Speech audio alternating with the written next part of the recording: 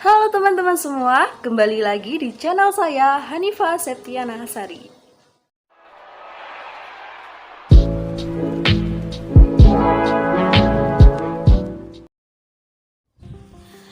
Assalamualaikum warahmatullahi wabarakatuh. Halo teman-teman semua. Kami dari kelompok 13 pada perkuliahan kali ini akan menyampaikan hasil diskusi kami yang bertemakan yaitu kebijakan kependudukan. Sebelumnya, perkenalkan nama saya Hanifah Septiana Hasari, NIM 208190022 dari kelas Tadris IPSA IAIN Ponorogo. Saya Elivianti, NIM 2081914 dari Tadris IPSA. Oke, selanjutnya akan kami sampaikan materi kami. Simak terus videonya ya. Masuk pada subpoin yang pertama, yaitu mengenai pengertian kebijakan kependudukan. Menurut Dr. Eli Puberman dari Harvard University, kebijakan kependudukan sebagai suatu tindakan pemerintah untuk mencapai suatu tujuan, di mana di dalamnya termasuk pengaruh dan karakteristik penduduk.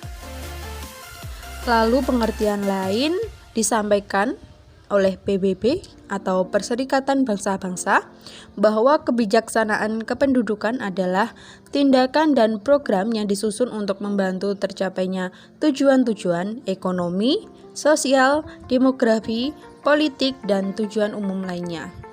Jadi pada intinya, kebijaksanaan kependudukan adalah suatu kebijakan yang ditujukan untuk mempengaruhi besar, komposisi, distribusi, dan tingkat perkembangan penduduk. Lalu poin yang kedua yaitu tujuan kebijaksanaan kependudukan. Ada 3 tujuan utama kebijakan kependudukan, yaitu yang pertama, melindungi kepentingan dan mengembangkan kesejahteraan penduduk, terutama generasi yang akan datang.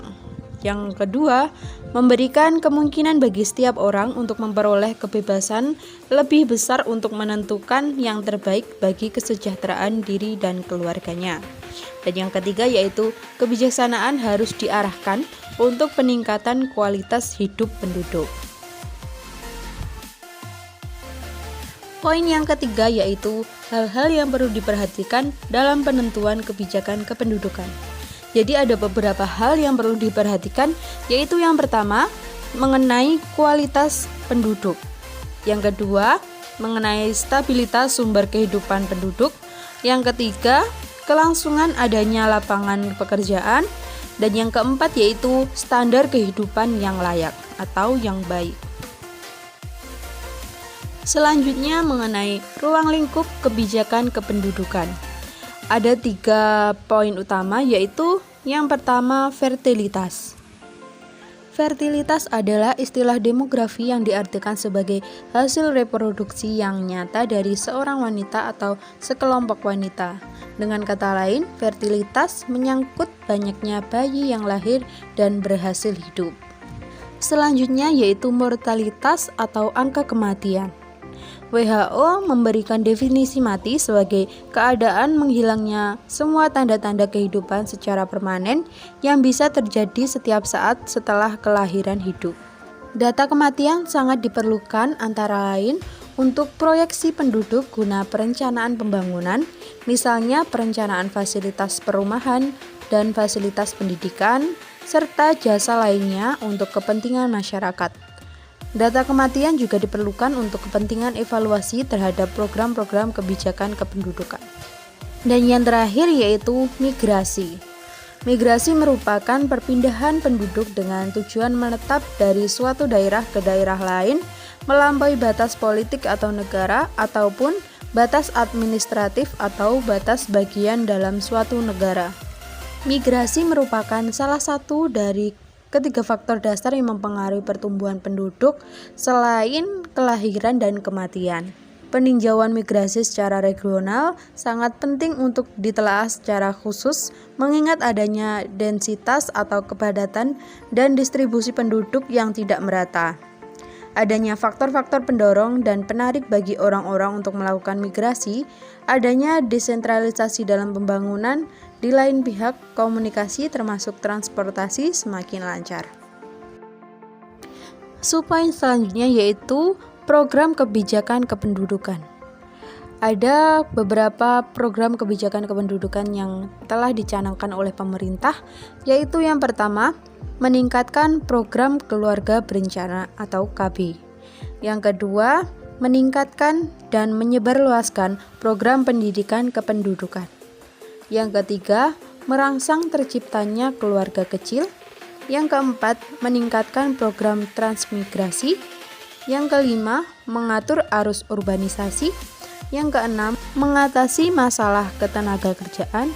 Dan yang terakhir yaitu meningkatkan pembinaan dan pengamanan lingkungan hidup. Selanjutnya, kebijakan kependudukan di berbagai negara. Yang pertama, ada kebijakan kependudukan di Jepang. Jepang membuka kesempatan untuk warga dunia yang ingin menjadi bagian negara Jepang. Namun, mereka harus telah tinggal di Jepang selama 10 tahun untuk menambah jumlah penduduk dengan cara imigrasi.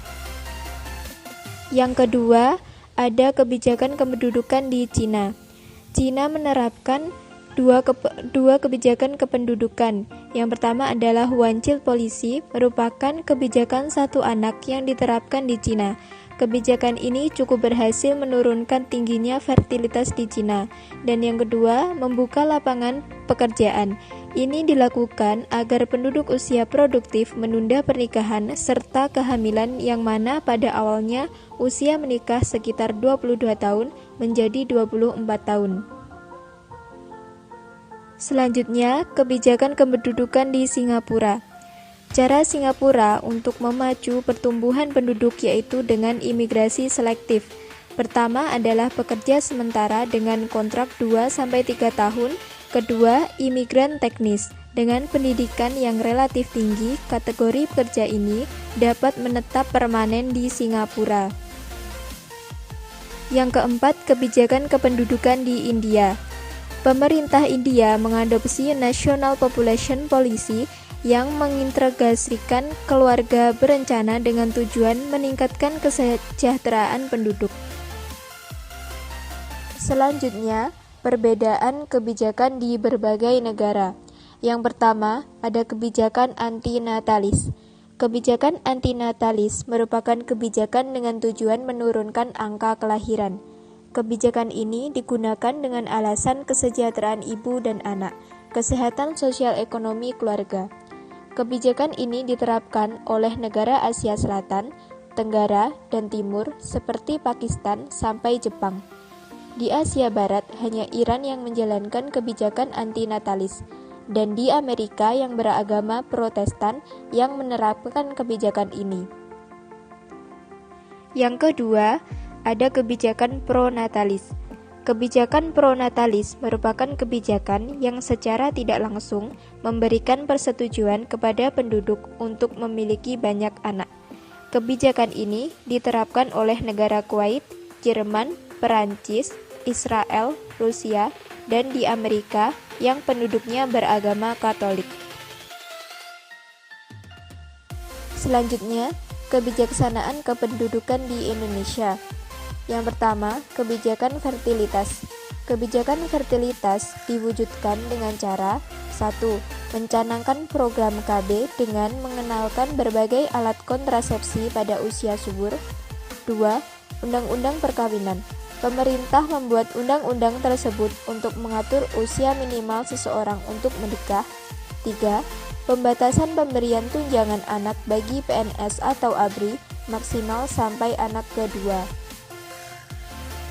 Yang kedua, kebijakan mortalitas. Kebijakan mortalitas diwujudkan dengan cara 1. Pembangunan fasilitas kesehatan seperti puskesmas dan rumah sakit umum. 2. Pelayanan kesehatan gratis dengan Kartu Indonesia Sehat atau BPJS. Yang ketiga, ada kebijakan transmigrasi. Upaya transmigrasi ini selain untuk penyebaran penduduk juga sebagai pemerataan penduduk. Transmigrasi ini dilakukan dengan terus pusat pemukiman baru dengan pembukaan dan pengembangan ke arah produksi, sehingga usaha penataan kembali penggunaan, penguasaan, dan kepemilikan tanah baik di daerah asal maupun di daerah tujuan. Oke, demikian sedikit pemaparan materi dari kami. Mohon maaf apabila ada kesalahan. Semoga bermanfaat. Wassalamualaikum warahmatullahi wabarakatuh.